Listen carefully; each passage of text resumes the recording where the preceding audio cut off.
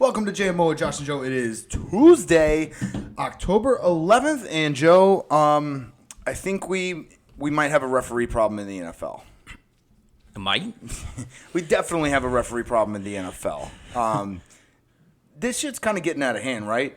It's always kind of been out of hand, but now it's really, really bad. Well, if Twitter didn't tell us after the Tom Brady, roughing the passer call, the Chiefs fans told us in person. Right. And I get all of my information off of Twitter because that is everything on Twitter is factually correct. Oh. So yeah, that's how I that's how I get my information. My sources are Twitter. That seems rational. Yeah. I agree. But yeah, so there a couple of bad, really just really bad calls. And I don't know. The Just Saturday proposed a where you can review the roughing the passer, which I thought pretty good idea. Yeah, not a bad idea. Well, especially if they're going to be the way that they are with it, and it's because it's so confusing. They're saying one thing, but then they're calling another. You got to be able to. They don't even know what they're talking about, so they have to be able to regroup and actually make the decision. They don't. They really don't. You're right, because there's so much ambiguity in these calls, especially the PI calls, the roughing the passer calls. It's just there's no real way to spell it out specifically, but come on, dude. The Tom Brady one was the worst. He didn't even try. He just brought him down. At this point, and we'll get to this, but at this point, the refs they expect you to grab the quarterback, rock them back and forth while singing a lullaby, gently place them on the ground, put a pillow under their head, and kiss their forehead goodnight and tell them a bedtime story. That's how they want you to sack the quarterback right now. Yeah, that's exactly. What was it? I think in the Raiders-Chiefs game at the very beginning, what was it? We had two hug sacks. Yeah. Sacks, and I think that was purposely done by the defense. They're just I'm just grabbing you, I'm holding you, making sure you don't make any forward progress or throw the ball, and then I'm not taking you down. Right. And with the Chiefs one, the ball came out. So he was going for the ball. This was this once that happened, this is no longer about roughing the passer. This is about them going for the fucking football. Yeah. So that's completely different. But anyways, we'll talk about those a little more when we get to those games. But one thing I noticed about this week, the stars of all the teams, they showed us this week why they are the stars. So all the people that you think, the Dalvin Cooks, the Josh Jacobs, the Derrick Henrys, the Justin Jeffersons, they all showed out this week. They all flexed. Yes, they flexed. It was a super flex. Yes, yeah, it was a super flex. This is the last week that we do not have buys up until the end of the season. Not the very end, but closer to the end. We start buys. We start buys next week. We start buys this week. That's what I'm saying. Coming up. Oh, gotcha. Yeah, so this was the last weekend without buys. We have buys starting next week, which always fucks up fantasy. But I don't know. They do need a break. Hey, I love the buys. I just don't like it when my team's on a buy. It depends on how your team's doing. That's true. If your team's doing bad, it's actually a relief. That's true. Also, one last thing before we get to the games, unless you have something else. But we are coming up on the golden days of sports. Where I'm going to coin it as the golden days of sports because there's going to be an overlap where we're going to have NBA basketball, the regular season of NBA basketball, NHL hockey, along with football and playoff baseball. That's orgasmic. Yeah, if you're any type of sports fan, this is the best time. This is one of the best times of the year. Oh yeah, because you can't go wrong. You're never going to be bored. Mm-mm. There's always going to be something. I was just watching playoff baseball tonight. That's good baseball. Oh yeah, it's awesome. There's something there. Regular season baseball and playoff baseball are so different. I think there's more of a difference in playoff baseball and regular season baseball there's more of a difference than any of the four major sports. Like a football game, hockey game, basketball game. I think baseball there's the biggest difference in intensity at the games. I was about to say, like, as far as the most drastic difference, because there's always a higher level of play during playoffs. I mean, you got the better teams. You got the higher level of intensity too with the crowd. Yes, and then and then just. What was it? I was saying you have the better team, you have the better, like, the more pressure on each matchup, depending on what the playoff format is for each of those sports. But absolutely, for playoffs, for baseball, baseball is so much. Playoff baseball is so much fun. It's a lot of fun. The fans get into it. There's so much on the line too, because like that's when it gets to the point where like almost every single pitch counts. Like this is especially when you get to like the 7th, 8th, 9th inning, you're just like everybody's on the edge of their seat just with every single pitch. Yeah. You know what I'm saying? But yeah, so we got the golden days of sports coming in.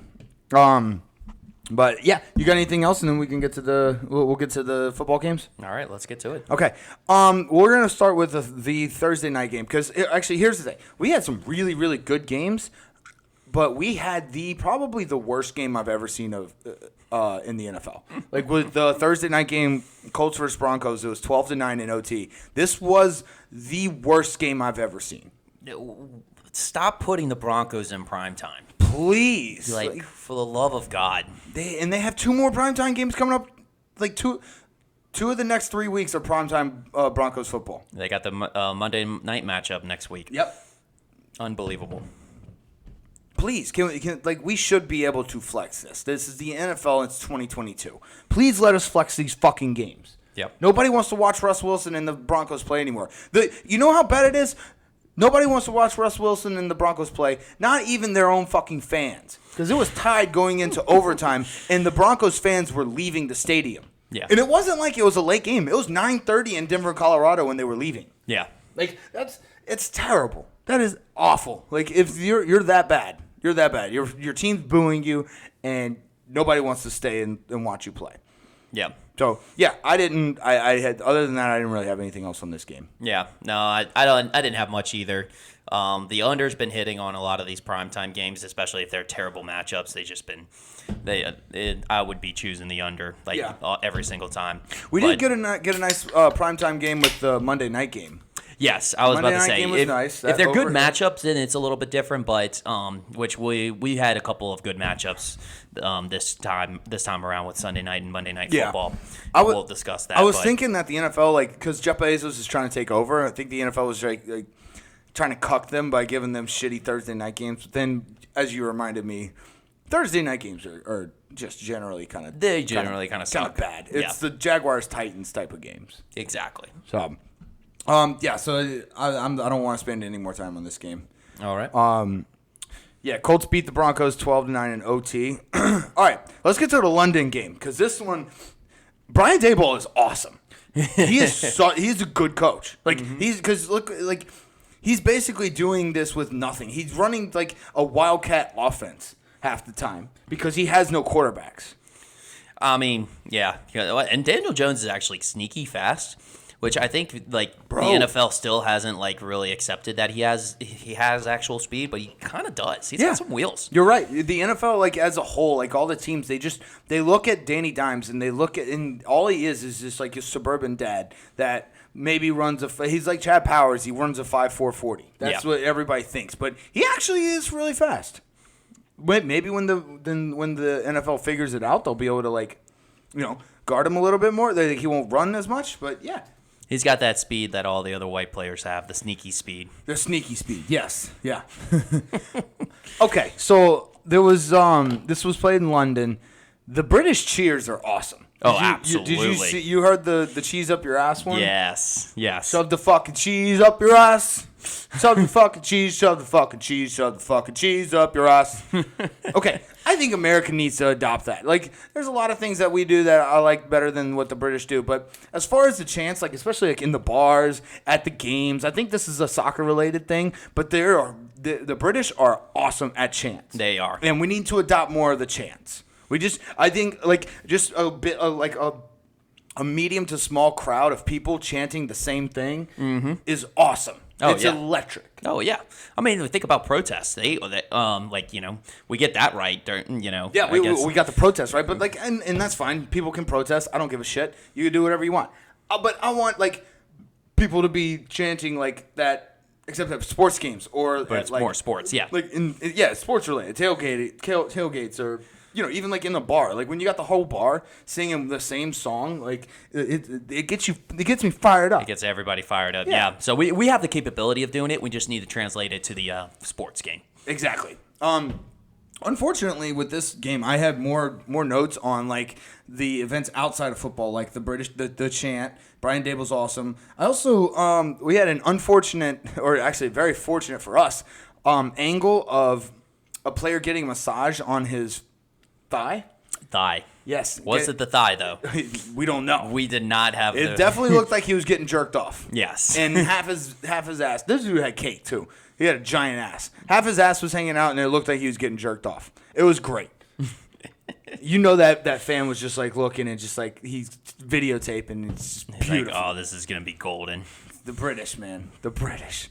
Did you see the blood mark, the period mark on the Giants center's pants? No, I didn't. Okay, so Daniel Jones, he cut up his hand or something. I don't know if he like punched some guy's helmet or something. Like I don't know what happened, but like he tried to fist an alien or something. I don't know. Anyway, so he had blood on his hand, and when he went to go hike the ball, you know how they had the quarterback puts his hand on the center. Yeah. Yeah. Well, the blood got on the hand, the center's ass, and it just looked like he was having his period out of his butt.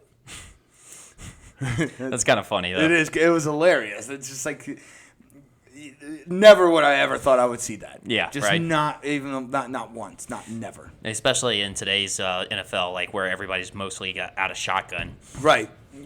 And the thing is, like you could see that it was red because they had white pants on. Mm-hmm. Like if they had like some different, like a black pants or like a yellow, like a blue, like gray or blue, it might not have been able to tell. But yeah, they had white pants, so like it was just red. It was all red. Nice. Yeah. I don't know. We probably should talk about the game. Packers lost, and the Giants are 4-1. Yeah, the Giants came back. They were down 17-3 in this game. Right. And fought their way back, just slowly but surely. Barkley's back. Oh, still back. I think we. You know what? For every week we say that, we have to say back. We have to add an additional back. So right now he is back. He's been back all 5 weeks, right? Yeah. Yeah, he's back. Back. 1, 2, 3, 4, 5. Back. Yeah. That's how back Saquon Barkley is. Yeah. He's so good. Again, like I said, like Brian Dable's he's making lemonade with the bruised up lemons that he has. Yeah. That's essentially what he's doing, and he's doing a very good job of it. Yeah, I agree. But They Giants tried the Philly special. They did? Yeah. I didn't see that. Did it? I didn't. Well, actually, I mean, it worked, but it didn't work like it was supposed to. Bellinger just never passed it to Daniel Jones. He just ran it in. Oh, he just ran it in? Yeah. Okay, gotcha. I mean, I wouldn't throw it to Daniel Jones either, but That's the New York special. Yeah, I wouldn't throw it to Daniel Jones either. You never know. Yeah, so that could be like, it's called the Philly special. yeah. New York Jets tried to take it last week, but it's still the Philly special. The New York special is actually, it makes more sense because it's just a selfish version of the Philly special. You just take it in. Yeah, you keep the ball for yourself. Yeah. So okay, I like that. That's the New York special. You got anything else on this game? This was Giants fans never should apologize for being 4-1. Like you are 4-1, and you've earned it. Yeah. Oh yeah. I mean, because there's nothing like. I'm trying to think. They haven't been given any of that. No, and that's the thing. Like people are like, how is this like the worst 4-1 team? What? No, they're 4-1, dude. They're 4-1. I mean, they're not beat the Packers. Yeah, they beat the Packers. Like, what do you mean they're the worst 4-1 team of all time? I don't understand that. Doesn't make any sense. Makes no fucking sense, Joe. But yeah, that's about all I got on this game. Yeah, the Giants beat the Packers 27-22. Let's go to the Steelers versus Bills. This was a I mean, I don't really have too much on this because this was just hey, we're the Bills and we're better than everybody else. Like this was a shit pump. Steelers Bills. Yeah, it was 38-3. It was just like Pickett wasn't bad. I feel like they kind of overused him. Like they didn't have any run game at all in the Steelers. Give me 1 second. I don't know. I just like Bills were really efficient. Josh Allen was 20 of 31 for 424 yards, 4 tutties. That equates to 13.7 yards per attempt. And okay, so we had a couple of Randy Moss stats this I was week. about to say that's what I wanted to get to was the Randy Moss stats. Like, you know how you've been like they have the you've been mossed segment. I think we should just call them Randy Moss stats. Or I was thinking Moss status. Moss status. There we go. That's good. All right. So who you want to go through the Gabe Davis Moss status? Because this one's a great one. Yeah, Moss status right here. Gabe Davis was literally at one point in the game, at the beginning point in the game, 2 receptions, 140 yards, and 2 tutties. Yeah, he ended the game with 3 catches, 171 yards, and 2 touchdowns. Insane. Honestly, dude, if he had gotten another touchdown, that might have that was going to beat Randy Moss. Because Randy Moss had, 169 yards? Something like that. Yeah, it was like, Randy Moss is going to have the best. But yeah, Moss status right there. Moss status. There's another one we'll talk about a little bit later. But Moss status, Gabe Davis. Yeah, dude, just like, I don't know why the Pittsburgh Steelers didn't run the ball. Like it was just. Well, they were trying to play keep up with the Bills. I mean, you've noticed that with a couple of teams now. It's crazy when you have a good team and the intimidation that they bring into the game. Because I mean, remember, think about it. The Ravens, instead of kicking a field goal, they went for it, and it was because they didn't want to have Josh. They didn't think a field goal would actually prevent Josh Allen from coming back and winning the game. And you see it right here, like Pittsburgh completely just abandoned the run because they were like, "Oh, we got to play keep up with the Bills."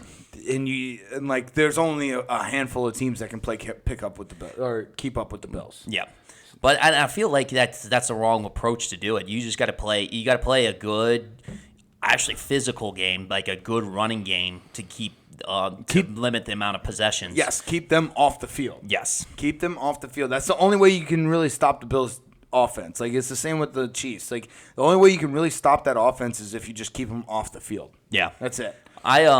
What was I gonna say? They I didn't think Pickett looked bad though. I thought he looked pretty good. And Pickett didn't look bad. They just overused him. Like, because you have a rookie quarterback, you're going to need he's going to need help. Yeah, but I mean, he probably generated a lot of confidence within his receivers moving forward. I'd have to say. I mean, it was already there with Pickens. Yeah, and it showed again this game. Yeah. But we actually had some rookie. What was I gonna say? Some rookie defensive backs that all made their debut interceptions this week. Oh, did they? And Elam Kier out of Florida made an interception during this game. That was his first of the year. Mm-hmm.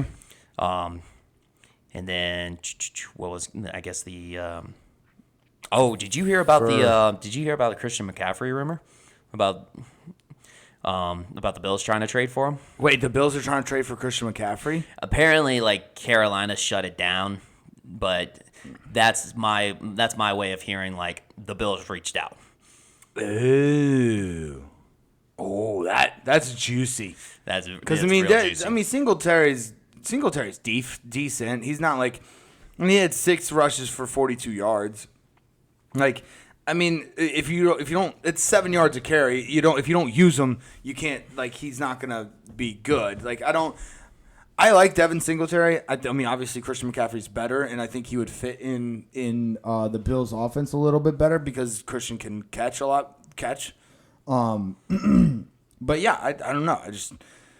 I think if they use Cook or Singletary a little bit better, they could probably. I don't know why they would try and trade for Christian. If I'm being honest. Yeah, don't mess it up.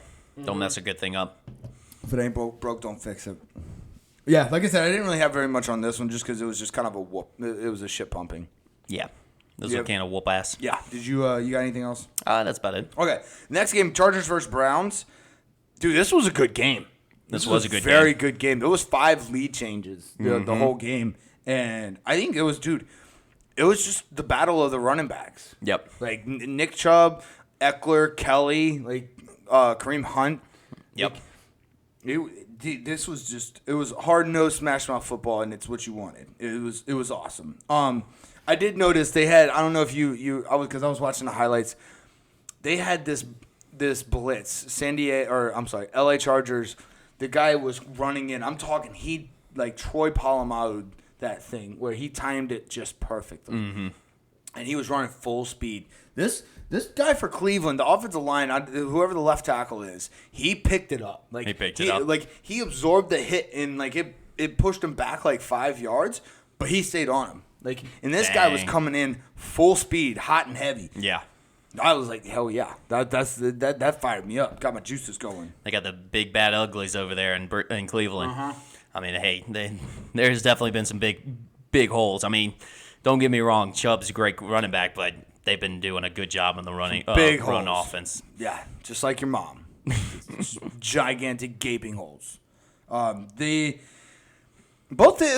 watch the game, both teams came to play. They were both ready to go. Obviously, the Chargers won, but I don't know. The Browns played really well. I think the Browns have a decent team. They need Deshaun Watson. They need Deshaun Watson. I don't know though. I mean, Brissett's been playing good, and I don't know. He did his best Patrick Mahomes impression. With the Houdini? With the Houdini effect. I mean, dude. Did you see that? That was insane. I lost the guy. He literally disappeared. Yeah. I mean, and then the commentators, they were completely baffled. They were just like, oh, and he's down. Wait, what? Yeah. He was still going. I didn't understand it either. He did have a bad interception at the end. Yeah. Towards the end. That was tough. And then Cade York missed a 54-yard field goal. The Browns, they were just that field goal away from winning. They were that close. Yeah. So, I think the Chargers are a very good team. So Brandon Staley went back to being Brandon Staley. Yes, he did. He had a 4th and 2 at his own 45, and as the game's winding down, and went for it. Yeah. I think. Here's the thing. I think that's just how Brandon Staley's brain is programmed. So that was just a knee-jerk reaction for him. It was just oh, I see 4th and 2. Oh, it's 4th and less than 5 yards. I'm going for it. And he just didn't even look at it. He doesn't even look at the clock anymore. It's just embedded in his skull to just go for it every time. Yeah. He just leans on analytics to back it up. Oh yeah, if you look at the analytics, I was correct.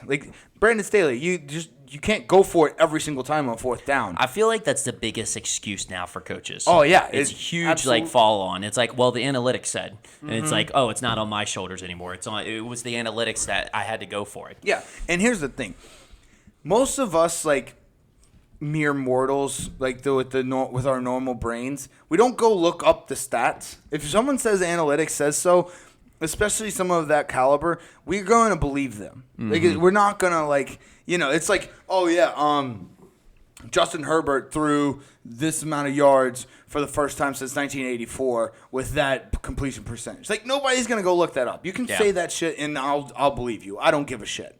So when Brandon Staley and when like you said, when they lean on that, they're oh, it's analytics. We're oh, okay, cool. And then somebody tries to disprove it, but then there's another version of analytics that prove that he's right. Yeah.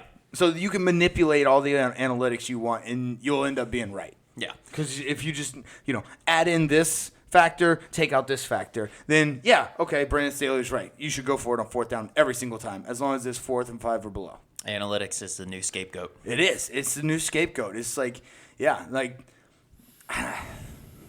don't know.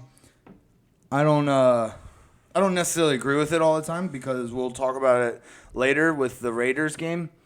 They Well, but the thing is he got lucky with this because our boy, poor Cade York. I know. He missed that final field goal that would have won it, but he missed a field goal last week, I think, too. An important field goal last week. He's as just well. a rookie. He is a rookie. I know. And, I mean, he's got a good – let's put it this way. At LSU, he was automatic. So he just needs a year to get into his groove, and he'll be fine. Got anything else on that game? That's about it. All right. The Chargers beat the Browns 30-28. Let's get to the Bears versus Vikings. This was another decent game. Another case of the stars showing out Justin Jefferson. Yep. Justin Jefferson had another game. He's a fucking monster. He had 7 catches in the first quarter. Yeah, it was insane. Which was also along the Kirk Cousins. Kirk Cousins set the record for Vikings amount of completions. Yeah, he went 17 for 17 or something like that. Yeah, it was. It's insane. But like, that's a Kirk Cousins thing to do, and then he'll suck next week. Oh, I mean, I will say this as a forewarning to any fantasy owners out there: stay far away from Kirk Cousins next week. Do not pick up Kirk Cousins, because Kirk Cousins is going to come back to the ground. He's on a high right now. Yep. He's going to come back to the ground. See, with Kirk Cousins, he's just like he's a gamble. You just like, oh, he hasn't had a good game in a while. I'm gonna throw him in. Yep. I'm gonna throw him in because he could just as easily not have a good game as he could have a good game. Yes. So yeah, I definitely agree with that, dude. That Darnell Mooney one-handed grab. Did you see that? That was so fucking sick. We had some nice one-handed grabs on deep balls. Yeah, it's been kind of like the thing. Like Cooper Kupp had one too. Yeah, it was like the one on OBJ started something. I think this is like it's the one-arm grab now. Yeah, you can cover more space. People practice it now. Uh-huh. Whereas it used to be like old-fashioned, you hone in on the fundamentals. Making sure you have 2 hands on the ball at each time. It's like no, now we will practice one-handed catches. Yes. They kind of let Justin Fields throw the ball. Yeah, I mean, I don't think they have been lack of trying to do it. He just has sucked at it. But yeah, but he's averaged like less than 20 attempts. Yeah, so they don't call plays for him to throw it. But yeah, no, you're right. He did throw it. But I mean, they had to kind of come back in this one. I think that's a strategy of the Bears right now. They know they suck, so they're just going to let the other team get ahead and then lull them to sleep a little bit and come back. Just lull them. Just catch them while they're sleeping. Yes. Catch them with their pants down. So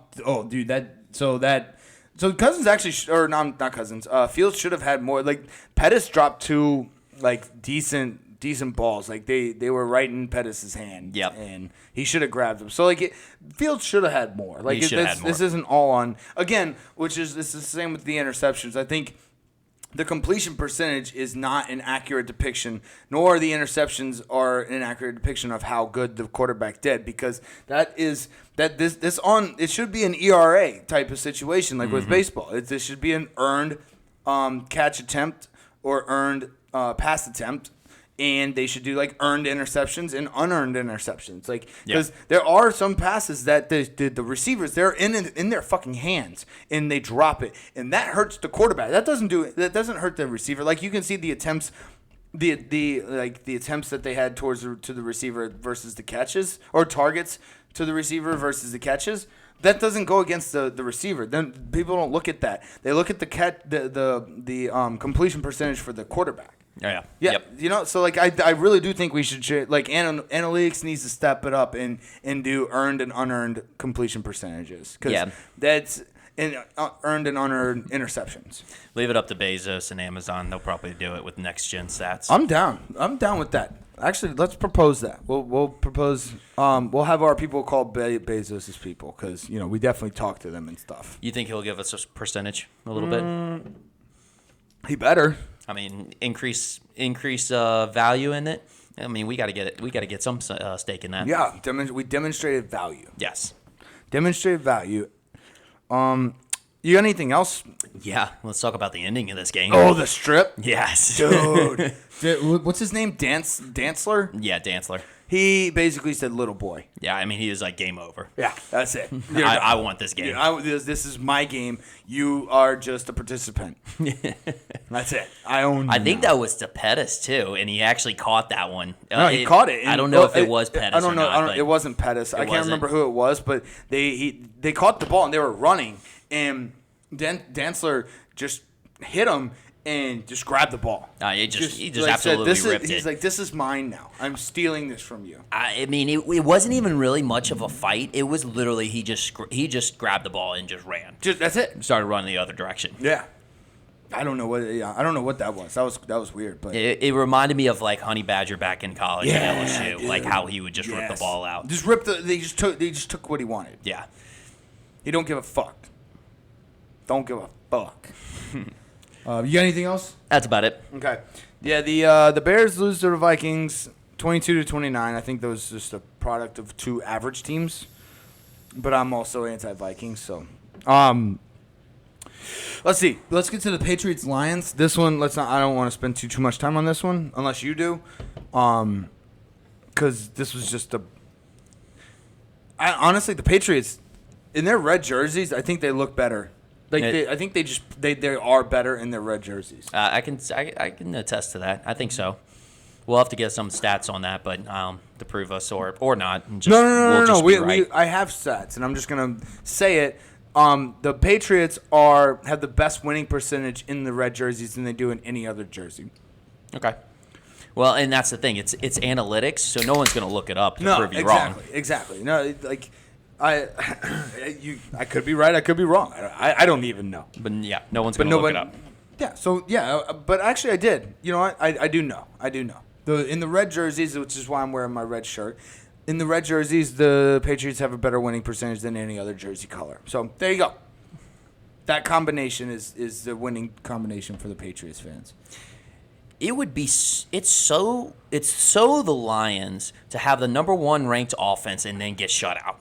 Goose egg. And then an absolute goose egg. Goose egg, Joseph. Like that is yes.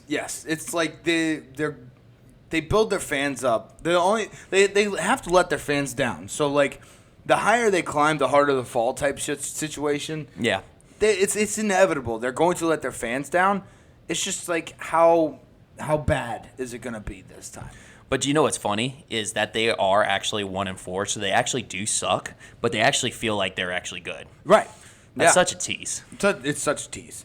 And honestly, there was only one offensive touchdown in this entire game. Did you realize that? Yeah. It was all defense. All defense, and like I don't know. So like Patriots fans, like Bailey Zappi looked good. Bailey Zappi, yeah, he's got some zip on the ball. Yeah, no, like he actually looked pretty good. And like we have quarterback controversy already in New England because they drafted him. They drafted him knowing good and well that Mac Jones is like what is he, his second year, third year? Yeah, somewhere around there. They have a young quarterback. He's a second year. Second year, yeah.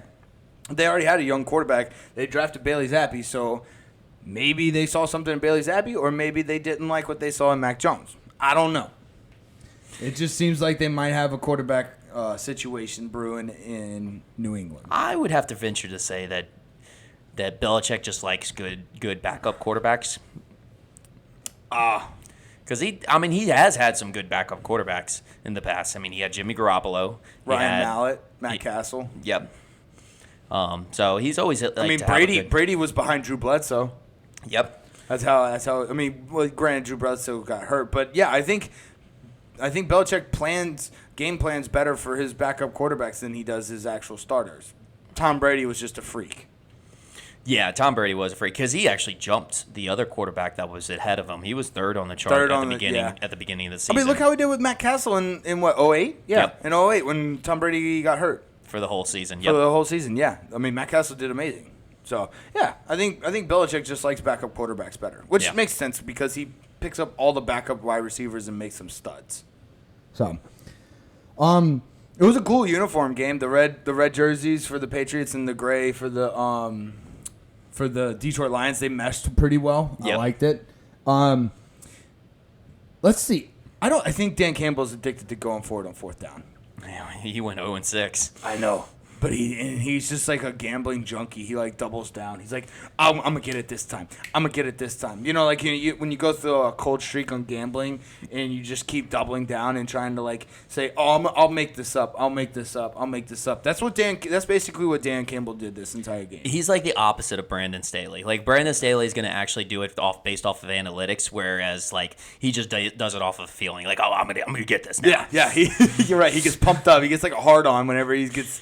And then he just gets blue balls. Yes, every time blue balls. Yeah, it has nothing to do with the Lions. Yes, Lions are the ultimate blue ball team. Like that's a good one right there. You'll have like your fun pieces, like you have your Matthew Staffords, you got your Calvin Johnsons, and then back in the day Barry Sanders. Like you'll have like these like glimmers of hope, like, if we can just get players around him, we can be good. And you get a boner, and then the girl just like ditches you, and you have blue balls. Like you all basically the Detroit Lions are the NFL version of a dry hump.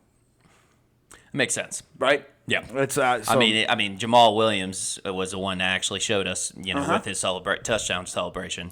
That's right. That is true. So they're trying to tell us something. Yes. Let's see. Oh yeah, it started with like the first possession started with a fourth down stop. Yeah. Like they didn't convert a fourth down, so it was like doomed from the beginning. But that's about all I got on this one. It was just a Patriots beat down of the Lions. So. Yeah, definitely one-sided, but not too much to it. Anything else? That's about it. All right, Lions lay a goose egg in the Patriots-Lions game, 0-29. Let's go to the Jets-Dolphins. How badly do you think the Jets needed Teddy or Tua? Not as much as you would think, because this was actually a 1917 ball game going midway through the third quarter. I mean, you're right. It was very close. They pulled away. But I will say, yeah, you're right. They definitely need they need their first or second string quarterback. What's the guy's name? Skylar Thompson? Yeah, Skylar Thompson. I believe he came out of Kansas State. Yeah, I mean, he did what he could. He obviously wasn't expecting to play. And also, dude, okay, so let's talk about the Jets rookies. Garrett Wilson, Sauce Gardner, Breece Hall. Dude, they have 3 of the top 10 rookies in the NFL right now. Sauce Gardner got his first interception of the year. Yep, that was another one. Yep. Yeah. He's been playing lights out. I think he'll easily get defensive rookie of the year for sure. In my opinion. You think so? Yeah, because he's been in a lockdown corner. Like they got Darrelle Revis again. Yeah, and I don't see anybody, because normally it's going to be like a cornerback like that gets some interceptions or lockdown. Or it's going to be somebody who piles up a bunch of sacks, but I don't think there's any rookies this year. Aiden Hutchinson is playing decent, but he's just on such a bad defense with the Lions that it's hard. Yeah, you can't. It's hard. It's going to be hard to give him that. He's going to be up there though. Oh yeah, for sure. I think he's top 10 too. Yeah, for sure. Everyone who rushed on the Jets team got a touchdown. So like they have 4 different rushers. Every single one of them got a touchdown. Zach Wilson got 2. Has that ever happened before? The percentage of it happening is 3%. 3%? Yeah, 3. That happens 3% of the time during an NFL season. Gotcha. And you didn't make that up with the intent that nobody was going to look that up. I did not make that up with the intent that nobody was going to make that up. Or look it up. Yeah. Oh, yeah, look it up. Dude, did you see? Okay, so Smythe got a touchdown, and their Gesicki, he's the tight end, right? Yeah, It's for the Dolphins. Gesicki, did you see this touchdown celebration? No, I didn't. Okay, so he got a touchdown. Gesicki just leaps over him, just hurdles him. Yeah, just like he obviously used his hands a little bit, but like he was like so pumped, he like hopped up and just leaped over him. It's like a grown man's version of leapfrog. Yeah. That's exactly what they did. I thought that was hilarious. He like scored a touchdown, and Gesicki was just celebrated by jumping over him. That's pretty athletic of him. No, that's what I was thinking. Maybe he should get some more, corner of the end zone toss up throws. Maybe. We can talk about it later. Yeah. Okay. Carter was vulturing a bunch of touchdowns from Breece Hall. Yes, he did. Because Breece Hall was doing work. Yep. He was the vulture of the week for sure. Got 2 of them away from him. Mm-hmm. And 2 rushing ones, right? 2 rushing touchdowns. Oh, that's right. That's who got the two rushing touchdowns. I thought Zach Wilson did. Zach Wilson got 1. Carter got 2. And I think Carter got a no, he didn't get a passing touch or a reception. Breece Hall got it. I think Breece Hall got the passing reception. Gotcha. Touchdown because Breece Hall did end up getting a touchdown a little bit later. Mm-hmm. And then they pulled a playbook out of from Andy Reid's playbook. They pulled a play out of Andy. Which one? The one where he had the quarterback. The quarterback was just looking like he was still calling the play and like doing things around the sideline, and then the tight end came up right behind. Yep. That's always a good one. Andy Reid's such a good play caller. He's such a good play caller. That's why people copy off of him. Yep. You got anything else on this one? That's about it. All right, Jets beat the Dolphins 40-17. Boy, do they need Tua back. Let's get to the Falcons Bucks. This is one of the games that had the really bad call. If you're Atlanta, you're kind of pissed because that was bullshit. It was a pivotal part of the game, and that was like he wasn't slamming Brady down. Brady actually tried to kick him. Did you see that? Yeah. Brady tried to kick him while he was getting sacked. Well, yeah. This was the first bad roughing the passer call this weekend. And that's the thing. Yeah, he was trying to kick him. That was a Tom Brady thing. Angry Tom Brady. Dude, he's so angry. He's so angry so mad right now. Yeah, but yeah, no, this one was the most baffling one because that's exactly what they were saying was like, okay, hey, look, we're trying to protect the quarterback, so we need you to not put your body weight on the quarterback. Right. So he literally rolls him over his body so he can put him over to the side, and they call it a roughing the passer. Yeah, that one. You're absolutely right. That one's the most insane one. What makes it even worse is I was watching this game. Marcus Mariota got sacked twice and got landed on both times. Yeah. 2 of his sacks he got landed on. Yeah. So, it was just like there's some inconsistencies. Like, I really would like it if the refs, like, maybe not got fined, but were, like, held accountable for some of these. Like, and I know it's not all their fault, but at least let us review it. Yeah. At least let us review it because that was so bad. I mean, the Falcons got screwed because I don't know if you saw the play before, but Mike Evans actually got called for holding on the defense, and he was not held. No, yeah, this was a whole.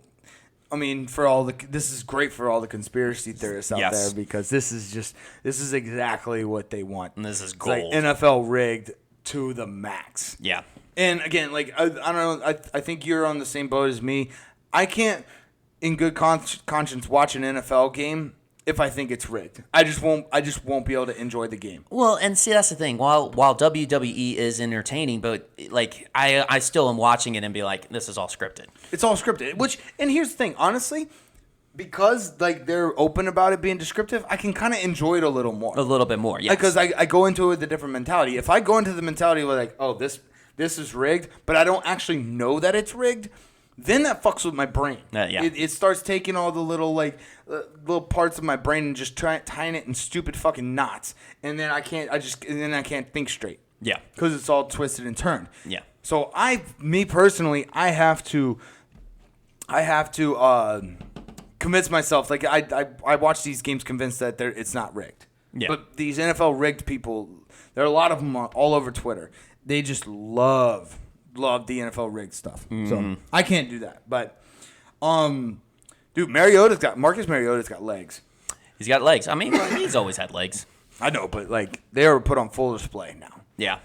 Let's put it this way: he's over the injury bug, and now he's definitely ready. He's definitely comfortable running.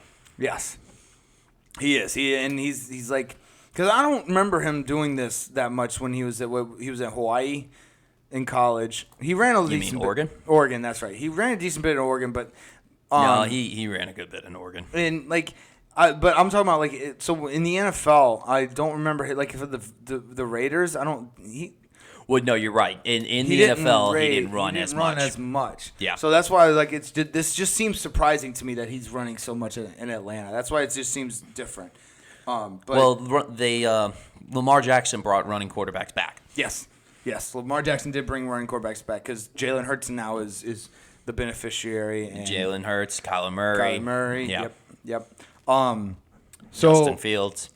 Yeah, that's true. You can so y'all can look this up. This is analytics to its finest. So Tom Brady is 1-0 since hiring a divorce lawyer. Really? Yeah. He's got 100% win percentage since hiring a divorce lawyer. So I'm gonna look up that stat. Are you gonna look it up? Okay. Yeah. All right. Yeah. Go for it, bud. Me and analytics, dude. We just compute in my head. It works good. Yeah. Works very, very well. Avery Williams, believe he's the running back for the Falcons. He is so small. He reminds me of, you remember Trendon Holiday for the Tigers? Yeah. He's just a very tiny human being. Very small. Yeah. Dude, the Tampa Bay offensive line, I think, is one of the best in the game. Like, I think Tom Brady, it looked like Tom Brady, like, Fournette did whatever he wanted. He had a great game. Tom Brady, it seemed like it's just from the highlights, it just seemed like he kind of did what he wanted to do. I will say this: a good, experienced quarterback can help an offensive line. Because if you have somebody who can read the defensive play and get people positioned correctly, you can win a lot of. You can help your offensive line and win a lot of ball games that way. That is true. You know who that reminds me of, because he was the best at moving the pocket around, was Drew Brees. Drew Brees could move the pocket around, and he had just this innate sense of where the pressure was coming from, and he could just guide the pocket around while keeping his eyes downfield and being the most accurate fucking quarterback of all time. Suck it, Tom Brady and Peyton Manning. Well, he had to do it like his entire life because he couldn't see over the offensive line, so he had to make sure he got his gaps. Yep. He could see his gaps very well because otherwise he wasn't going to be able to throw it over them. He did it out of necessity. It was out of necessity. But no, I'm talking about like pre-snap reads, being able to call out the blitzes, who's blitzing and what the defense is doing to help position your offensive line. Yep. And I mean, that's something you get with Tom Brady because he's been playing the game of football for so long. Well, and he's like Peyton Manning, where he just hyper studies it. It's just he eats, sleeps, and breathes football. Yeah. So yeah, I kind of get it.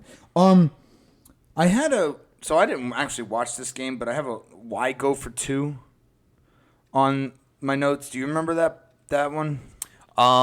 That was because they went for two. I think the Falcons went for two late in the game or something to try to make it into a 4-point ball game. But I didn't remember. I don't know why. It was. I don't know. I can't remember why I put that, but whatever. I thought you might have known. No, but I did see the playoff Leonard Fournette touchdown celebration. Probably one of the better celebrations where he went to the end zone, or he went to the fans and grabbed a cutout of him of his own face. Hey, what was it? I don't know if he got to keep it, but the fan got the football. Really? Yeah, he traded the football for the cutout. That's awesome. I'll just bring a cutout of like. Chris Olave's face, or like just get Alvin every player. Yeah, actually that's true. We just have like every player just lined up. So if like Alvin Kamara gets a touchdown, hey, there's a face. Maybe we'll get a ball. Maybe you get the football. You got anything else on this one? That's about it. Alrighty, that was the Falcons lose to the Bucs 15-21. No surprise there. Titans versus Commanders. Let's. Brian Robinson was back. His walkout was awesome. Yeah, that was awesome. His walkout, I mean, they still suck, but that was pretty dope. That was like just a grown man move. Like, I got shot twice like 5 weeks ago, and now I'm back here. And now I'm back. Yeah. Well, Derrick Henry's still doing Derrick Henry things. This was like hard-nosed smash-mouth football. This is exactly like the last week and this week are just like they're basically playing Mike Vrabel football. Yeah. Derrick Henry looks a lot more intimidating. I think we've talked about this too, but he looks a lot more intimidating when the dreads flow. Yes. I mean, he looks like Predator out there. Mm-hmm. Yeah, And when the dreads are flowing, he does. When he like braids it all up or something, like it's not that great. I mean, it's interesting, and I guess for functionality purposes, it works a little bit better. But whenever the dreads are just flowing, it's like, holy crap, who is this monster coming at me? Yes. Like, he's not from this earth. No, he came here on a UFO and abducted a couple people, and that's just Derrick Henry with dreads for sure. Dude, Wentz had 359 yards. He had some actually nice deep balls to that De'Ami Brown. Yeah, he had a nice deep ball to him, and then De'Ami Brown had a nice sick one-handed catch as well. This was another one of those Moss status. Yes. Moss status. He had 2 catches, 105 yards, and 2 touchdowns. It's awesome. I Moss love status. those. The Moss status. Dude, the David Long interception at the end was just it sealed. Like they were like just when you thought Carson Wentz might be able to mount that comeback, he just shows you why he's Carson Wentz. Yeah. He's not Kirk Cousins yet. No. Because you have to have good games to be Kirk Cousins. Right. He could be Kirk Cousins. Like he has the bad games enough to be Kirk Cousins, and he keeps you around the game long enough to be considered maybe a Kirk Cousins. But he's got to have a good game. Yes. Are the Commanders? Are they completely defeated? What's their record? They've got one. They got one. Yeah, 1-4. 1-4. There's no like completely defeated team. Huh. No, Texans were the last ones that didn't have a win. They did have a tie, but they didn't have a win. Right, and they got one against the Jaguars. They're 1-3-1. Okay. All right, cool. And the Eagles are the only undefeated team. But yeah, this was basically. That's weird to say. I know, right? Yeah, the Titans Commanders. Honestly, the Commanders kept themselves in it more than I thought. But this is like I said, this is Mike Vrabel, hard-nosed Titans football. So yeah, I didn't really have I didn't have too much for this one. The next one, the Texans, Jags, and the 49ers, Panthers, which we'll get to. We'll just kind of like breeze through. But did you have anything else? Like the De'Ami Brown was my favorite part of this game. Yeah, no, that was pretty awesome. But yeah, I think that was about it. All right, let's get to the Texans Jags. My only note for this one was that this game happened. It just happened. It happened. Okay, you are accurate. Yes. I might have to look up the analytics just to make sure. Oh, okay. Yeah, you might want to fact check me. Fact check. Okay, yeah, that's fine. Well, I mean, you're just spitting out stuff, and I got to make sure you're not just capping on me. Okay. Oh, no cap. No cap. What if I say no cap after I give the stats? Would that be good? Well, now I believe you. Oh, okay. All right. So this game happened. No cap. Okay. Mm-hmm. It was not busting. It was not busting. Not busting for real. So yeah, you got anything on this game? Yeah, Stingley got his first interception. That was the last. Oh, that was another one. Last. I love how you're keeping up with this one. Yeah, the last of the rookies got a first interception this week. Big defensive guys here. Yeah. Basically this one you really could have just watched half of the fourth quarter and you would have saw the entire game. That was basically about it. Yeah, I mean there was 4 field goals leading up to that point, and then Texans went down and scored, and then basically the Jaguars had a chance for a Hail Mary play, but man, it was kind of a lame duck Hail Mary pass by Trevor Lawrence. Yeah, it was just. I don't know. I expected as a number 1 pick. I expected a little bit more arm strength because he did escape enough. He was wandering around the pocket for a good 30 seconds, but he had himself a clear shot to make the throw, and it was just it was 15, 20 yards short. Was it raining? No, he doesn't even have that excuse. So he doesn't. Oh man, that's usually a good go-to for guys like that. But it was probably one of the worst Hail Mary passes. I mean, even if they would have caught it, he still would have 25 yards to go. Oh, really? He didn't even make it in. Damn. And I mean, he was at the 50. Oh, yeah. So you should be able to make it in. Yeah. Oh, okay. Jamarcus Russell could have done that with his left hand. On his knees. On his knees, yeah. Okay. Yeah. You got anything else? That's about it. Again, that game happened. I didn't really expect very much from it, so I guess we're good. Texans beat Jags 13-6, get their first W. 49ers, Panthers. The Panthers are bad. The 49ers are good. That's essentially what I got out of this game. Well, I mean, basically the 49ers kicked out our first coach of the year. Yep. We do have our first firing. That's true. Matt Rule. I've always talked about when I talk about this to other people. I always say that Matt Rule is like, and we talked about it last week. Matt Rule is kind of a. We might not have talked about it last week, but Matt Rule's kind of he's a college coach. We talked about it. Yeah, there's a solid difference between college coaches and pro coaches. Like, yeah. We did discuss it. College, more of a teacher. Pro, you're more of a boss. So. Yeah, I think Nebraska's the odds-on favorite right now to win him. To get Matt Rule? To get Matt Rule. Damn. I completely made that up. No, you didn't. That's the analytics. Oh, it's analytics. Yeah, that's analytics. Right. They are the odds-on favorite to get Matt Rule. Yes. Mm-hmm. Nobody's gonna look you. Nobody's gonna look. Nobody cares enough to look it up. Unless you're a diehard Nebraska fan and just got really fucking excited by hearing that. Or really want Urban Meyer. Yeah. Actually, yeah, you're right. It's Matt Rule now has the odds-on favorite, and then Urban Meyer's second. And Urban Meyer's second. Yeah. Yep. Okay. Good. Deebo Samuel. It was weird because he had a funny stat too because it was like 9 targets but only 2 catches for 20 yards and a touchdown. Yep, and then he also had a couple of rushing yards too. Right. Well, I mean, yeah, it's Deebo. It's Deebo. He's always gonna do that. Baker's. I guess he's not getting used enough. I don't know what that means. Is that a thing? What? Yeah, I think it was something about like. They're not letting me play, or like they weren't letting him play like he wanted to, or something. Like they weren't opening up the offense or something. I don't know. That's what I heard. They didn't open up the offense in Cleveland. I know, but like he's just getting frustrated and voicing his frustration. So Gotcha. Yeah, just being a sore loser. But yeah, well, but the thing is, I mean, if you're going to say something like that, though, you can't pump fake a stationary wide receiver. Doing a comeback. I mean, you're going to throw an interception every time. Every time, like what are you pump faking? If anything, you're faking your receiver out. Yeah, the pump fake is only supposed to be for like a pump and go. Yes. Like route, or if you pump fake to a receiver and go to another receiver, you can't pump fake to a guy and then go to that guy. Especially when that guy doesn't move after you pump fake it. Exactly. Like, what you got the cornerback started going towards it, and then you're gonna like just throw it to him. Yeah, you gave the cornerback a head start, and now he's definitely going to make the interception. Exactly. Yeah. Now he's definitely If he doesn't, he's gonna at least bat it down. Yeah.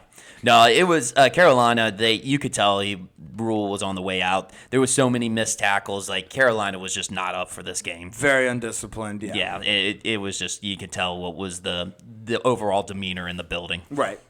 And I don't think that the team's like sold on Baker. Like I don't think like it's the Robbie Anderson quotes. Mm-hmm. Like I don't think they ever were sold on Baker. They tried to like pretend like they were. Yeah, try to mask it. Yeah, masked it a little bit, but like I don't know, true colors are coming out. They're not big Baker guys, but hey, you got anything else? This was another one I was gonna gloss over just because it wasn't too much. All right, Cowboys Rams. This one was actually a pretty good game. Well, it wasn't if you're a Rams fan, but like as far as just like it was kind of exciting. It was entertaining. Let's put it that way. They had a lot of stuff that happened in this game. Yeah. I think Tony Pollard's playing better than Zeke. Oh, absolutely. Jerry Jones is just like this. He paid so much money to Zeke that he can't not start him. He's just being hard-headed. Jerry Jones is being hard-headed. You could venture off to say that the backups are playing better than the starters. For this game? Well, for the Cowboys. Yes, for sure. Cooper Rush and Tony Pollard. You're absolutely correct. He's got to get his money's worth. So Jerry Jones won't budge. Zeke will continue to get the more carries, but I think it should be Pollard now. Oh, Pollard's the more explosive one. Oh, for sure. I mean, we keep getting fooled every single year by the workout videos by Zeke, but I mean, I got fooled this year. This was the first time I thought he was going to make a comeback because I thought like this is his last chance, but I don't see it. Oh, I know. Let's see. Tutu Atwell. I like the name. I was about to say that we have another name game. Name game. Tutu Atwell. Yeah. He had a nice. I think he had a touchdown catch, right? I think it was a long catch. It was a long catch. Yeah. Yeah. It might have been a touchdown, but his celebration it has to be like the toot toot. Yeah. Oh yeah, for yeah, sure. like the train motion. Yeah, he had one catch for 54 yards. But yeah, you got to do the toot toot like the choo choo train. Yes. If he when he gets into the spotlight, that has to be his celebration. For sure. Tutu, dude, how weird is this? Rush only had 102 yards. That's like a Justin Fields stat. Wait, who? Cooper Rush only had 102 yards. Yeah, but I mean, 10 of 16. I mean, the only stat that matters is the man's 4-0. He's 5-0 now. Is he 5-0 now? Yeah, he's 5-0 now. I thought we only had 5 weeks. No, but he won the last. But he didn't play the first game. He didn't No, start. I'm talking about last year. Oh, like, you're going back I'm talking to about last like year. his starts. Gotcha. He is 5-0 as a starter. As a starter, gotcha. Like he's the only. Him and 14 other quarterbacks in the history of the game have only started their career 5-0. I see. Yep. You see what I'm saying? So yeah, that's again. You're right. He didn't need to. That's all he needed to do. He's just. I mean, well, and that's the thing. He's a backup, so it's not like you have to do everything. You honestly, you play to not lose the game Right. as a backup. Yeah, which is bad to say, but yeah, that's you essentially play to not lose. Yeah. So when you get the W, it's nice. Stafford was running for his life the entire time. Oh, that O-line is disseminated. Decimated? Decimated. Disseminated? Disseminated. I like disseminated better. Yeah. That O-line is disseminated. It like that whole left side, his blind side is disseminated. Is Sean McVay going to get Andrew Whitworth out of retirement? He might need to. He might. He's because Andrew Whitworth is less disseminated than half of that offensive line. Yes. So yeah, they might want to. Cooper Kupp had his normal, 7 catches, 125 yards and a touchdown. Oh, he put on the Jets though. That Yep. one crossing route where he had a one-handed catch, and he catch? just left everybody. He did. He's very fast. He's deceivingly fast. He's sneaky fast. He is. Yeah. Is he white? Yes. Then he's sneaky fast. He's sneaky fast. You don't expect him to be fast because he's white, but he is that's fast. what every time the commentators they always say it. He's like, oh, he's got that sneaky speed. Sneaky speed. And it's always some white guy. It's just because he's white, and Yes. you don't expect him to be fast. That's why. That's why it's sneaky speed. You racist fuck. Yeah, but I don't know. Like I just have a heavy future in the Eagles not winning the division. So like I'm Big Cowboy fan now. yeah, Cowboys and Giants right now, man. Big, yeah. Yeah. Like I'm big on it right now because I zigged while everybody zagged. You know what Yeah. I'm saying? Like everyone was all high on the Eagles. They were popping boners for the Eagles, and I was like, you know what?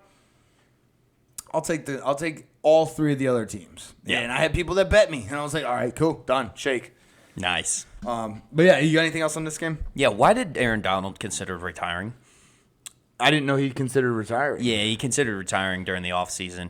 Partially because... I thought you were talking about after this game. I was like, I did not hear about that. No, not Oh, after yeah, this. he definitely considered it because I think it was more of a power move to get a new contract, but he's the best player in the Dude, NFL. he's still so dominant. He's by far the best player. Gosh, he's just demolishing offensive lines left and right and quarterbacks. But, yeah, no, I was just watching. I'm literally watching it and watching him play, and I'm just like, this man considered retiring. Okay, yeah, it hurts your brain. Yeah, it would have done a disservice to us fans as, NFL Right. fans. We deserve better than that, Aaron. Yes. And he's doing it. He's providing it. He's playing absolutely incredible football. Yeah. We had some we had some special teams plays. I don't know. Were you going to say something else about Aaron Donald? Yeah. No, he's the specimen. He's a fucking unit. Yeah. But- He's an alien. Yeah. Okay. Yeah. That's right. He's not from this world. Yeah. I mean, that's the thing. Him, Derrick Henry. Yeah. I just wish he had dreads. That would be cool. Yeah, that would be But cool. I don't know. I guess that's kind of his look. But yeah. Yeah, I do like the clean look. He's different. He Yeah. does a clean look. It looks good on him.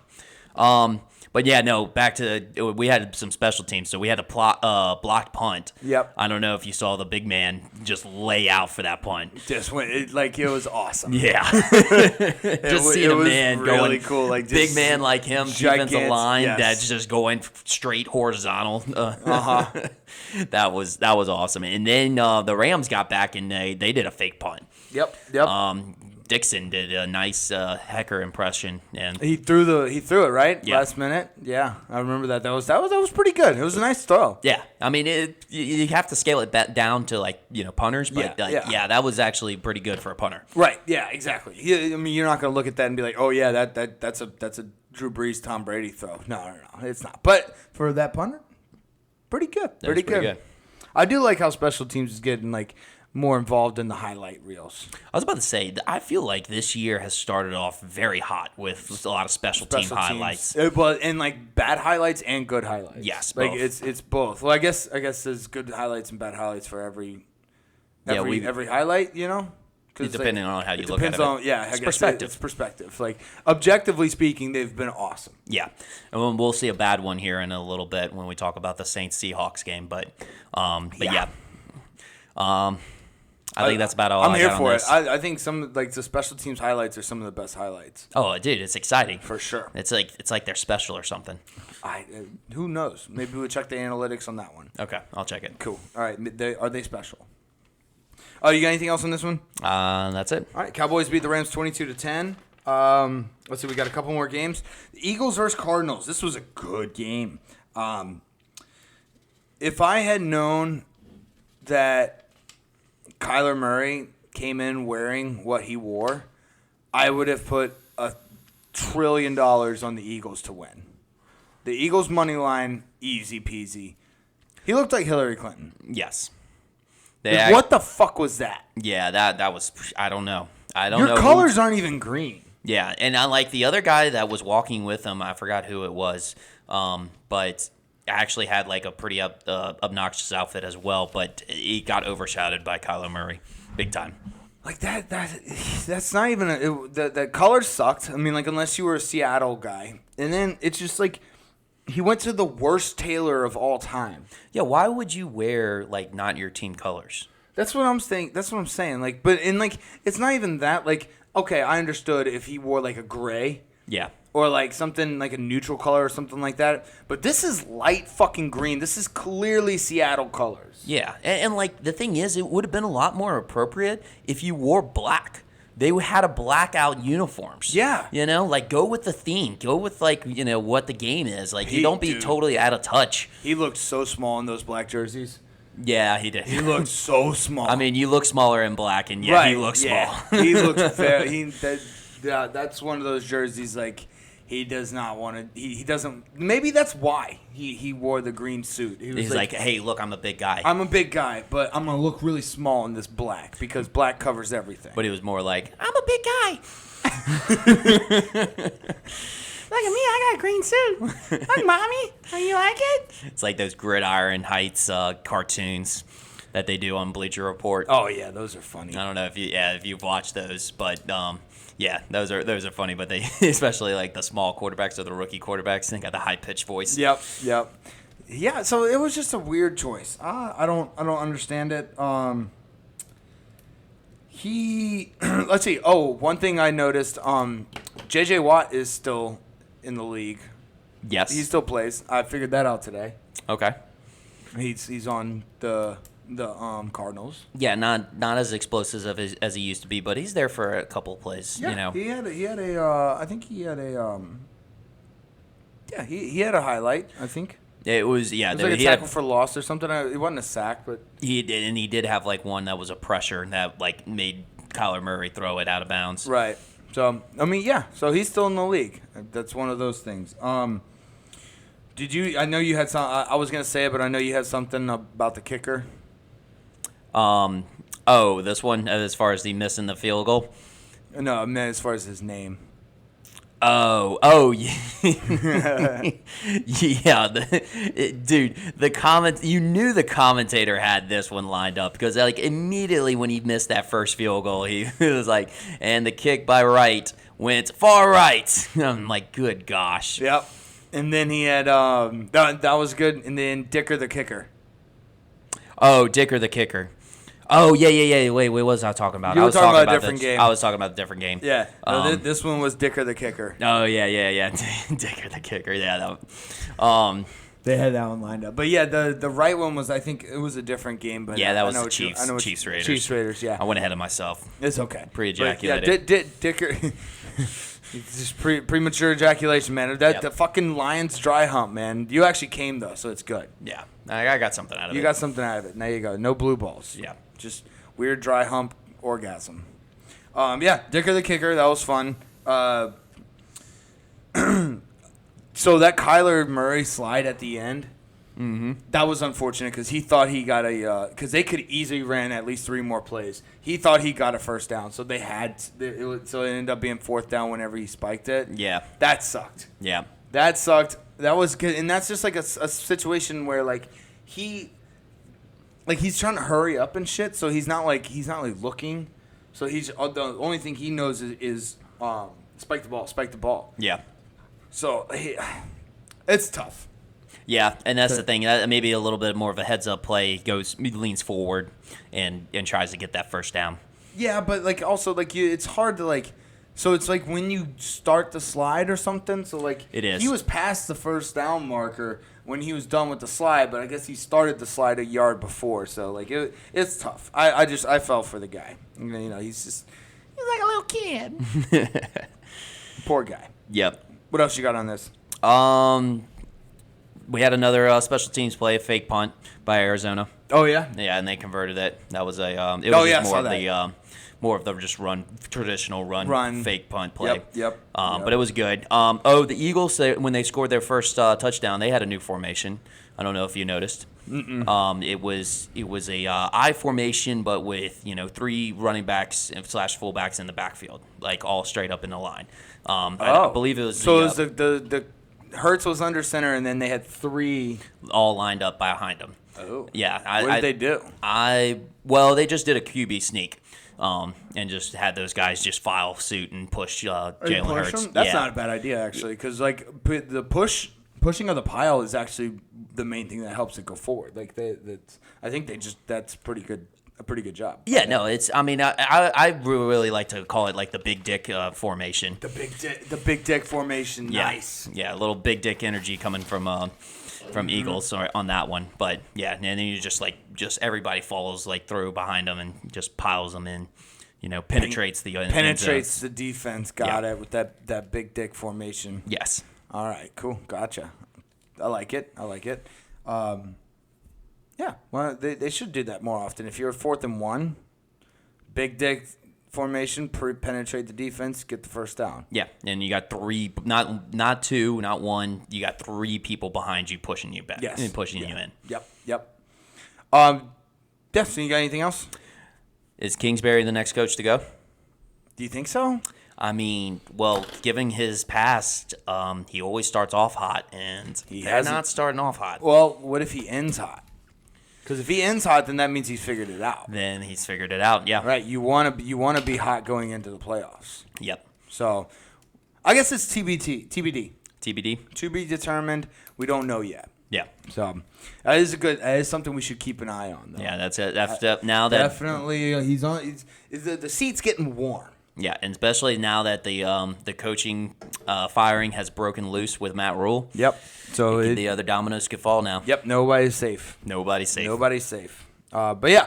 All right. Let's get to the next game. See, the Eagles beat the Cardinals 20-17. Let's get to our game, baby. The Saints versus the Seahawks. This was a good game too, and it just. Dude, the Seahawks are the bane of our existence as Saints fans. They always play Saints well. They have the famous Marshawn Lynch run that just makes me cry every time I see it. The hold my dick. So it was nice to get a win. It was nice to see Taysom Hill back to doing Taysom Hill things. Yep. And Alvin Kamara doing Alvin Kamara things. Yes. And us not getting fucked by the refs.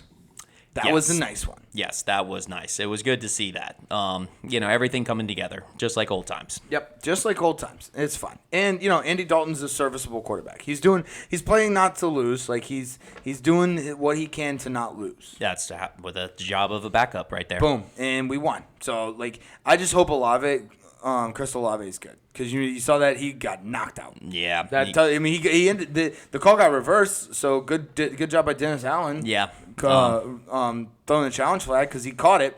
He just when he hit his head on he was just out. Yeah, no, that was a deep dive into the rule book there. Yep. Because I honestly thought they weren't going to give it to him. I thought that was an incompletion. I didn't think they were going to give it to him either. But apparently, according to the rules book, I'm not complaining. Yep, me neither.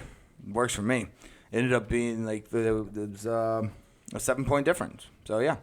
So it was a great game. The Geno is, I think he needs to be picked up as a fantasy quarterback. Like if you didn't have him, if you have a 2-quarterback league and you haven't picked him up by now, then there's something wrong. But I'm talking about for one quarterback fantasy leagues, especially with the buys coming up. So people like Detroit next week, they're gonna be on bye. So people who are starting Jared Goff. Which Jared Goff, that was you? Yeah. Oh, that sucked. Yeah. So people who are starting Jared Goff, maybe pick up Geno Smith because he's putting up numbers. He's actually doing very well. So. But yeah, no, he has been doing good. Done it against good teams. He's been consistent too. Right. So it's pretty crazy to say, but we actually have a lot of quarterbacks this year that are on the redemption tour. Yeah. You got Brissett. You got Mariota. Bridgewater for a little bit there. And then Cooper Rush, Andy Geno Dalton, Smith. Geno Smith. You're some not players wrong. that are on the redemption tour are actually doing pretty good. Yep. I like it. Hey, I guess the key is just don't write. Just don't write back. Don't write. Everything they taught you in grade school, just ignore it. Yeah. Just don't write back. Yeah, that was about it. Dude, Tyler Lockett is a genius at the deep bomb. Yeah, he is so good at it. Well, you gotta give both credit. You gotta give Lockett credit. He's really, really good at the deep ball. But also, Geno was putting those in the breadbasket. Yep. They were very good throws. Yeah. Obviously, the receiver is going to go towards the ball, so it's going to make the quarterback look better. But those were a good distance too. The distance part is on the quarterback. Yeah, because that's what makes the deep ball so tough. Right. The wide receivers can get behind the defense, but the quarterback's got to get it in the right spot. Right. Yeah. He's got to help his receiver out a little bit. But yeah. You got anything else on this one?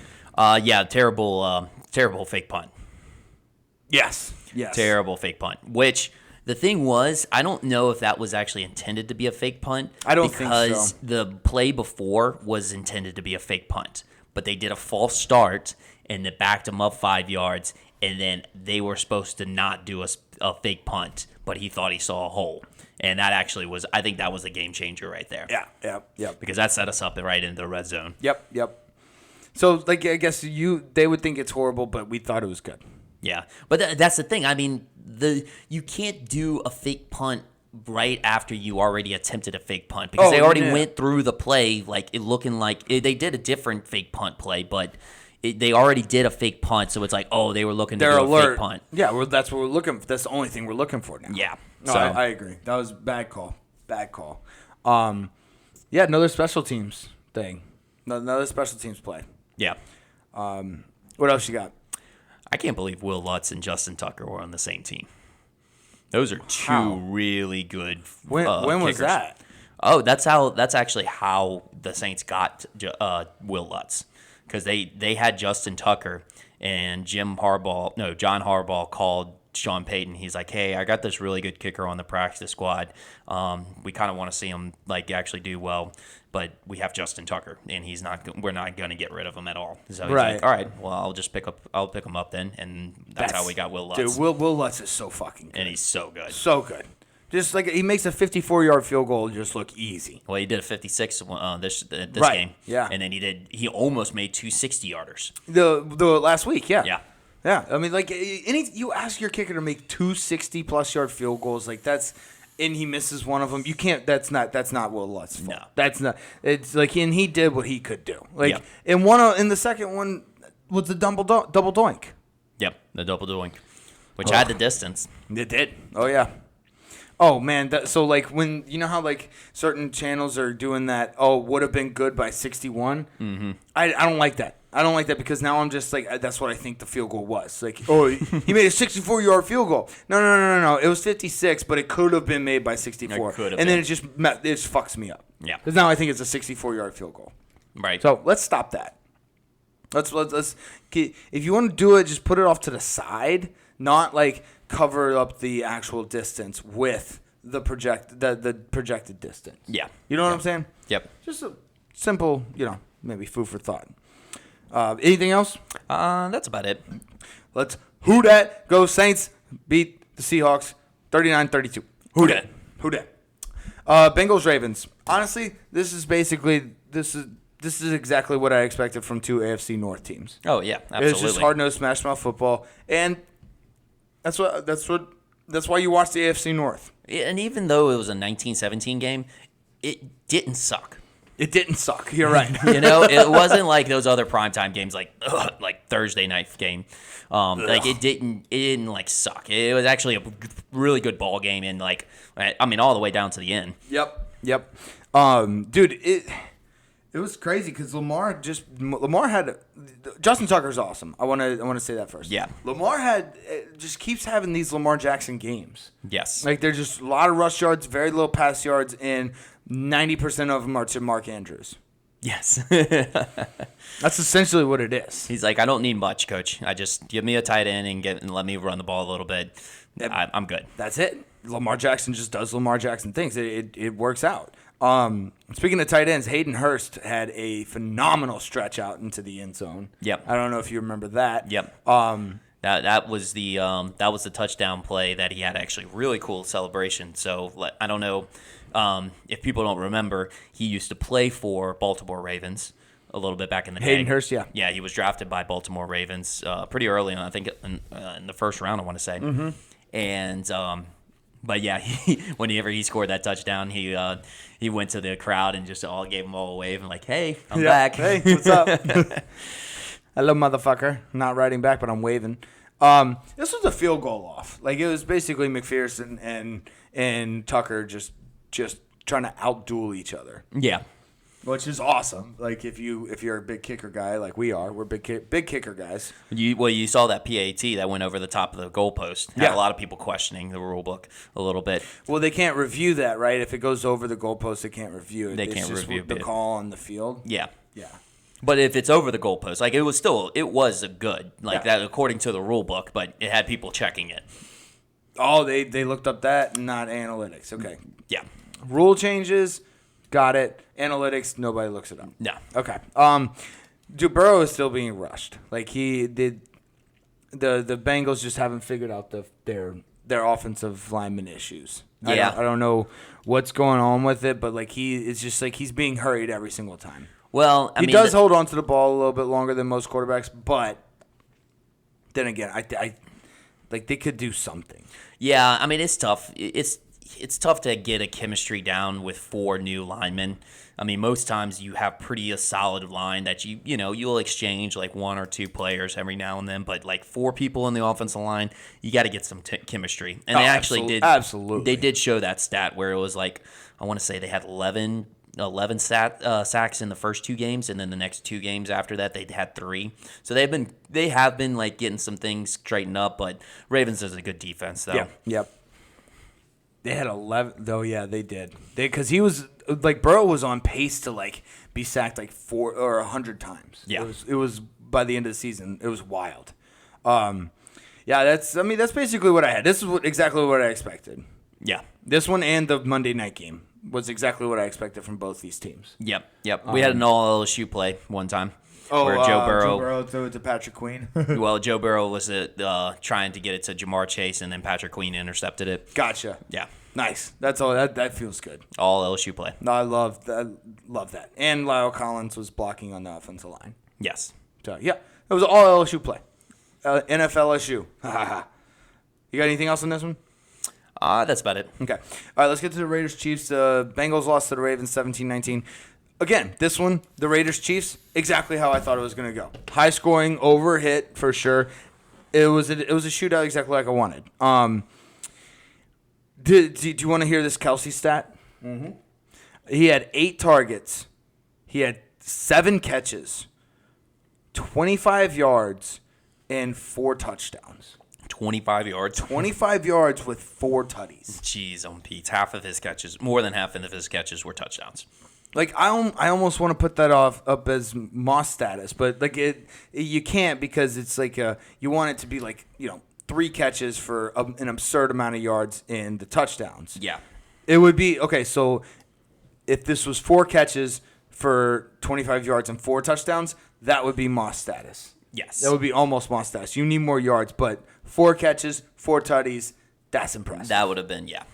But yeah, that's still 4 touchdowns. This was another instance of the super flex where the stars were coming out. Yep. And yeah, that was crazy. This was another game that had a terrible roughing the passer call, which I'm glad that it happened twice because I think if it was just the Brady one during the Falcons game, I think that it wouldn't have caused that much controversy. Yeah. Now, but because there's 2, I think it's going to get looked at a lot more seriously than if it was just the one.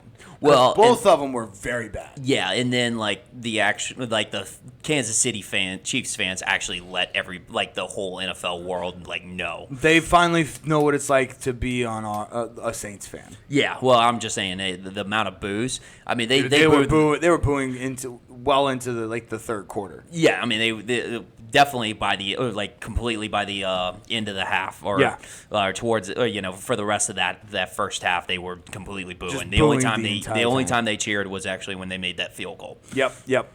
Which I agree. Being a Saints fan, getting fucked by the refs, I agree. I understand. Voice your opinion. If you are mad at the refs, boo the refs. I don't agree with people booing their team. Oh no, not booing the team. Don't boo your team. That's an Eagles thing to do. Yeah, it's an Eagles thing to do. It is. Oh man. But yeah, no, that roughing the passer call. Yeah, I don't know. Like this one, maybe because Chris Jones landed on. The only thing was that he landed maybe a little bit on top of him. But the thing is, the ball was coming out. The ball was out. So, what do you expect the defender to do? You want me to go away from the ball? Yeah. It became like we said earlier. It became a different play. So it went from a sack to a fumble recovery. So it wasn't roughing the passer in his mind. Yeah. It was I'm gonna get this fumble, and he just happened to land on Derek Carr. Yeah. Honestly, I was thinking about this earlier. If they don't change the rules, quarterbacks need to just do the NBA version of the flop.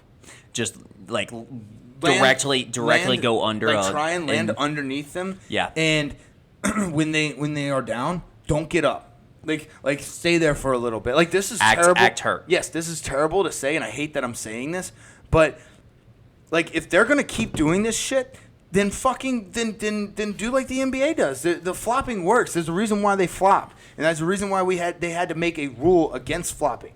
It's like a combination of NBA and soccer. So the flop, so flop under the defender, and then act like you're hurt. You're hurt. Like the soccer players. Yes, that's perfect. I couldn't have said it any better.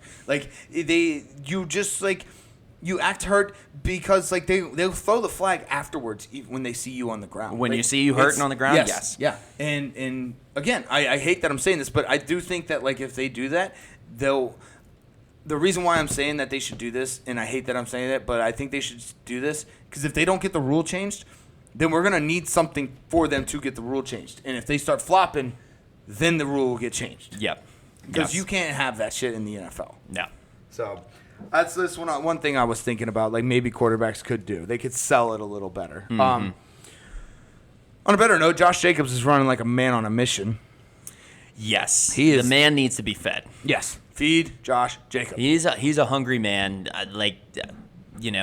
As John Gruden didn't realize that he actually had to feed him more than what an initial person, or an average person. You gotta feed Josh Jacobs more than Andy Reid feeds his mouth with burgers. Yes, I mean it's like me. You gotta feed me. I'm gonna eat a lot. You eat a lot, but you work out a lot, so it's okay. But you still need to.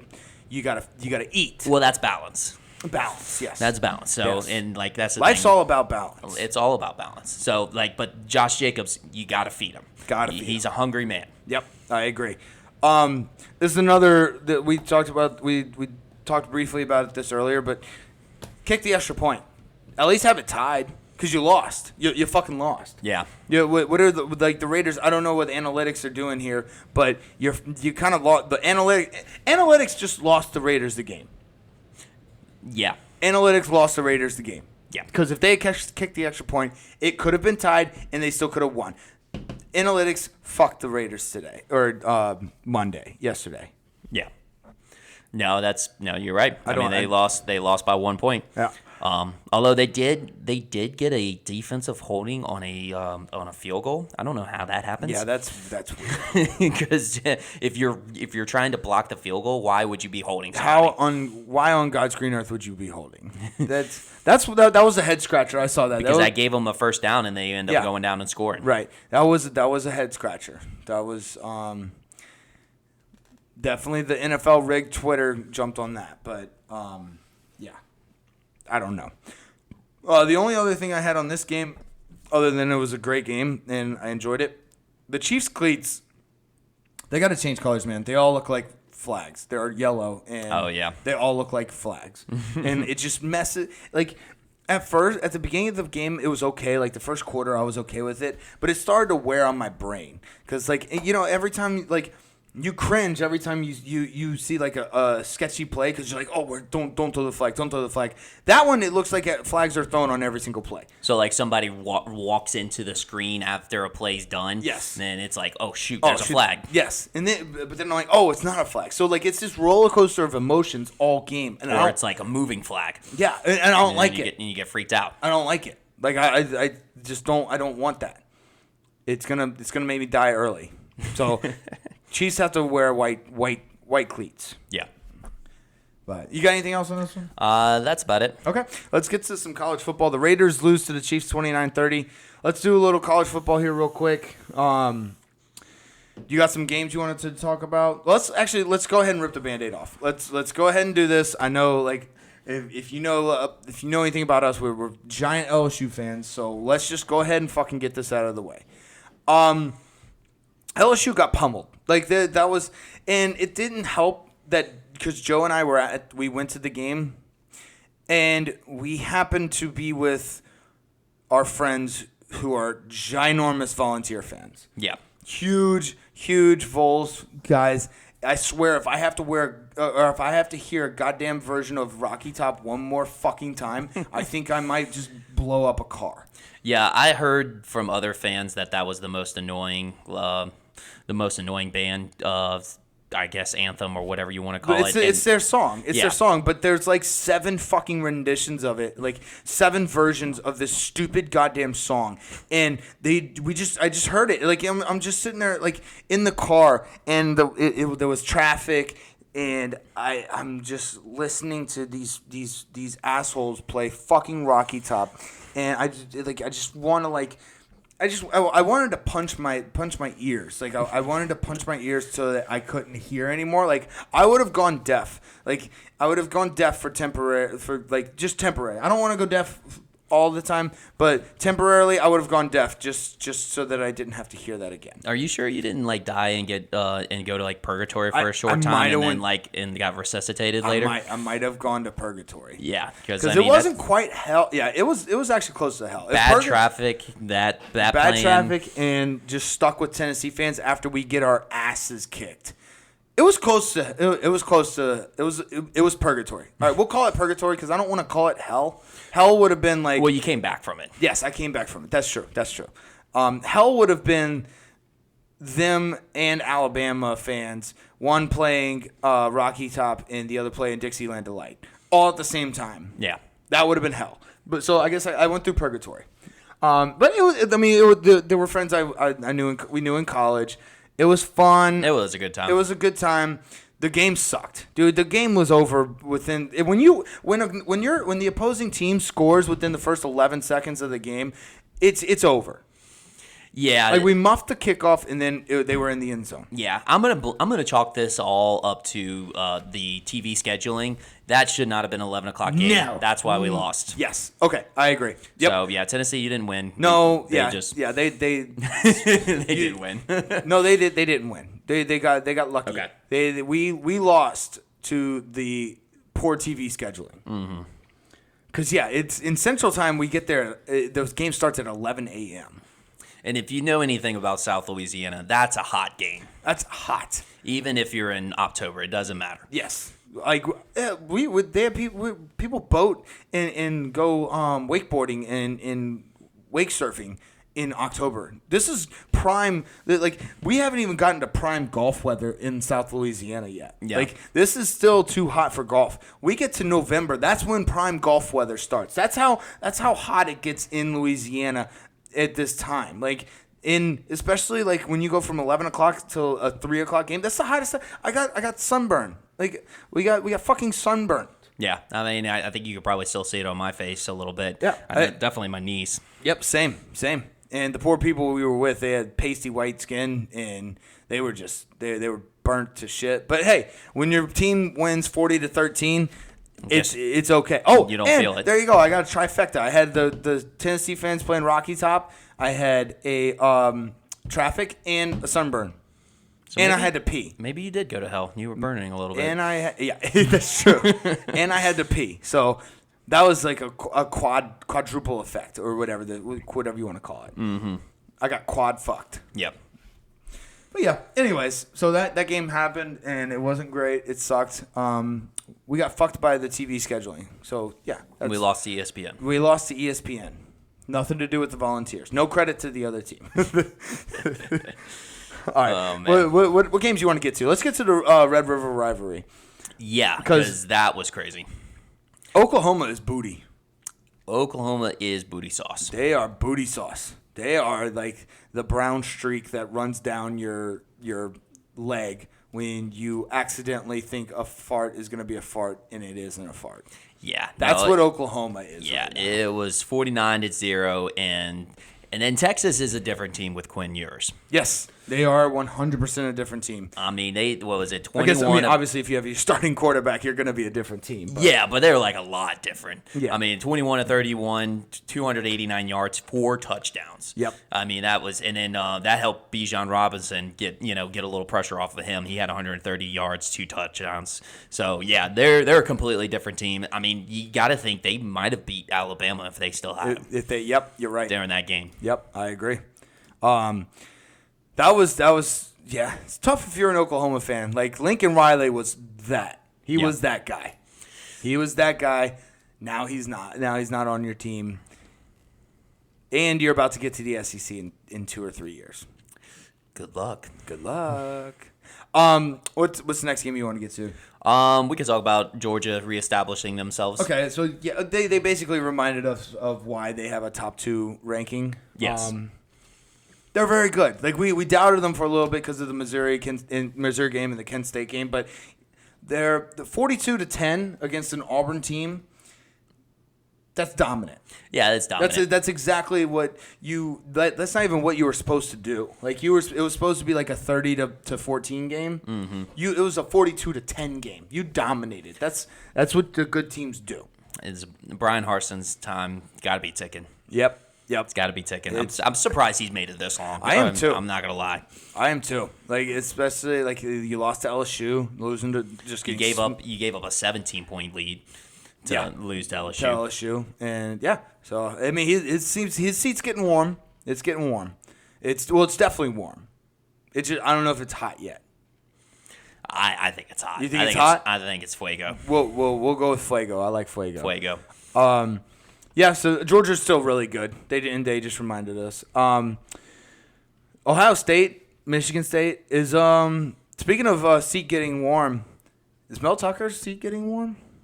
Because I don't want to say he's on the hot seat, but I don't think so. But let's put it this way: they paid him a lot of money. Michigan State's kind of second guessing why they gave him that much money now. But the thing is, they were definitely going to lose him if they did. Yes. Oh, that's true. He was about to be gone. But you don't expect a 2-4 record right now. They're 2-4, and they got. You got to put up a little bit of a fight. Like, okay, if you lose to Ohio State, people are going to be like, okay, that's understandable. You got to put up a fight. Mm-hmm. You got to put up. That's the reason why that Wisconsin coach got fired. Yep. You put up a little bit of fight. Let's see what other game we got. Well, we had Mississippi State put a beating on Arkansas. Yeah, Arkansas's not. They thought they were a national championship caliber team. They're not. Yeah, they're a little bit beat up. They had some excitement going in, and they also didn't have KJ Jefferson playing this game, so that's true. That's tough. True. So, starting quarterback, big deal in the college level.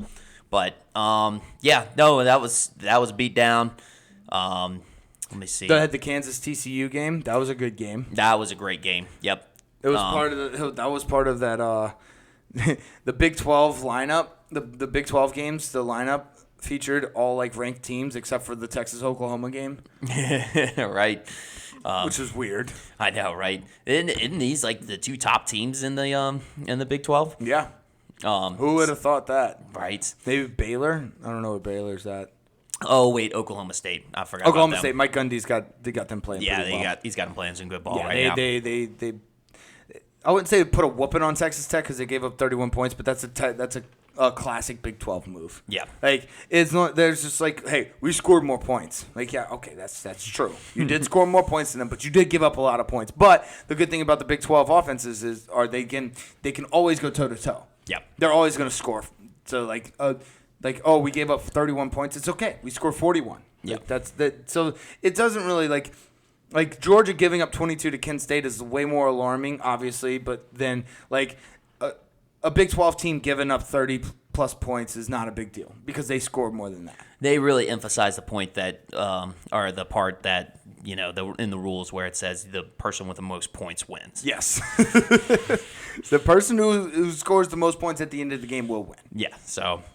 But and then some other ones around the league. I guess the next interesting game was the Alabama Texas A&M. Is Texas A&M good or are they not? I don't know.